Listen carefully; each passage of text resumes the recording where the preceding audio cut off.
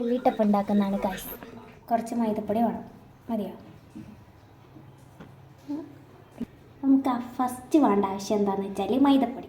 ഏലക്കായ് വേണം. ഇത് എൻ്റെ ഉമ്മാമ ഇവിടെ ഉണ്ടാക്കിയ ഏലക്കായ. ഇങ്ങനത്തെ കോലം. ഇതായിട്ട് നമുക്ക് വേണ്ട സാധനം പഴം.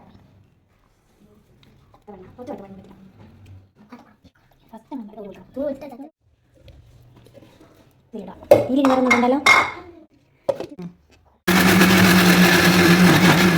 നല്ലോണം അരിഞ്ഞിക്കെന്ന് തോന്നുന്നു.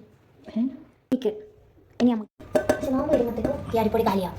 എന്നാണ് ഈ അരിച്ചതിൻ്റെ അകത്തേക്ക് കുറച്ച് അരിപ്പൊടി ഇടണം. തെച്ച് വേണം. നമുക്ക് തെച്ച് എന്തിനാണ് ഇഷ്ടപ്പെടുന്നത്? ഓരലുണ്ടാക്കിയ ഏലക്കായ ഇടാം. കുറച്ച് പഞ്ചസാര ഇടാം. കുറച്ചല്ലേ ആവശ്യത്തിനിടണം. മതി, ഇത്ര മതി. പഴത്തിന് മധുരമുണ്ട്. ഇത് അരക്കാം. പക്ഷേ അരച്ചപ്പോൾ ഇങ്ങനെ തെച്ച് വന്നിട്ടില്ല. തേച്ചത് മൈദപ്പൊടിയിലേക്ക് എടുക്കാം. ഇങ്ങനെ ഇങ്ങനെ ആക്കുമ്പോൾ കുറേ നേരം. ഇനി കുറച്ച് ഉപ്പിടണം ആവശ്യത്തിന് കേട്ടോ. ഇത്ര മതി തോന്നും മാണ്ടിക്ക്. ഇനി നല്ല ഇങ്ങനെ ഇറക്കണം. അല്ല, മിക്സ് ചെയ്യണം.